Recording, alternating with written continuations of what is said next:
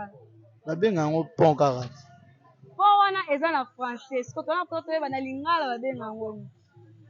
Pont na lingala.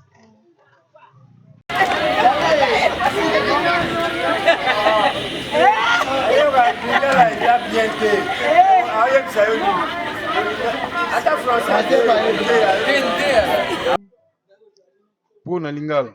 Pont ya ndela balekela. Pont. Mbote balandi nyonso ya magazine des ordres de Koti. Magazine des ordres de Koti ya mukolo lelo ebongisi nini pona bino balandi na yango. Bolanda na miko ya Séverine et puis tokozonga pona kopesa bino ba réponse o esengeli et puis to sekelongo. C'est parti. Bonjour papa. Oui, bonjour madame.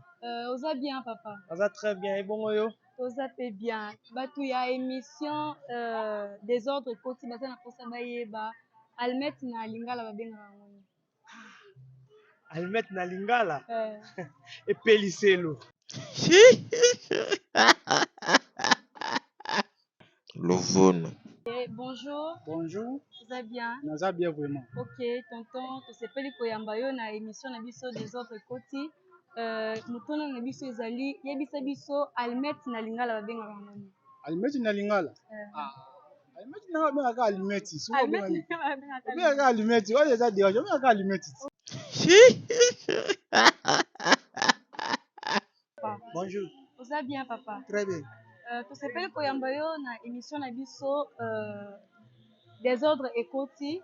Papa oki koyebisa biso almet na lingala babengaka yango nini? Almeti na lingala ezali fofolo. Oza sûr na réponse? Oui.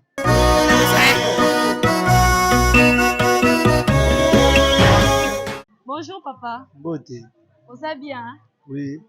Papa kombo nani yo? Kombo na nga Josa. Papa Jossard, toyambi yo na esengo na émission na biso ya désordre Ekoti. Papa oki koyebisa biso pont na lingala babengaka yango nini? Nini wana? Pont ya pont nzela oyo tolekelaka babengaka yango nini na lingala? Babenga yango pont kaka. Pont wana eza na français. Siko tona poto toyeba na lingala babenga yango nini? Pont na lingala. Atikala.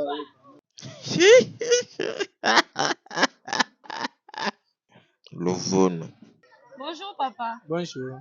Papa kombo nani pardon? Kombo na nga même moral. Ok papa même moral toyambi yo na esengo na émission na biso des ordres Ekoti. Papa oki koyebisa biso pont na lingala babenga yango nini? Pont ya pont oyo bato balekelelaka. Pont na lingala. Pont na lingala oyo bato balekaka. Na lingala. Na lingala eza ekatiseli. Ekatiseli? Oza sûr? Naza sûr ekatiseli. Ok, merci. Lovone. Bonjour papa. Bonjour. Oza bien papa? Pepele. Kombo? Comme nanga Muchikili. Ok, papa toyambi yo na esengo na émission na biso des ordres Koti. Papa toyambi juste toyeba pont na lingala babenga yango nini? Pont na lingala. Pont ya ndela oyo balekela. Pont. Nakoka ngoti nakoka bunge. Bonjour maman. Bonjour. Oza bien maman? Naza bien. Kombo nani? Kombo na nga Magode. Maman Godé, batu ya des ordres Ekoti ya émission des ordres Ekoti baza na posa bayeba almet oyo tosalelaka na ndako topeliselaka moto na lingala babenga yango nini? Babenga yango ka zalmet. Babenga yango ka Zalmet. Zalmet. Na français sikoyo koma zalmet. Na français ezali almet. Na lingala babenga yango zalmet. Lovone. Après avoir koseka simba papier na bik ozwa ba réponse oyo.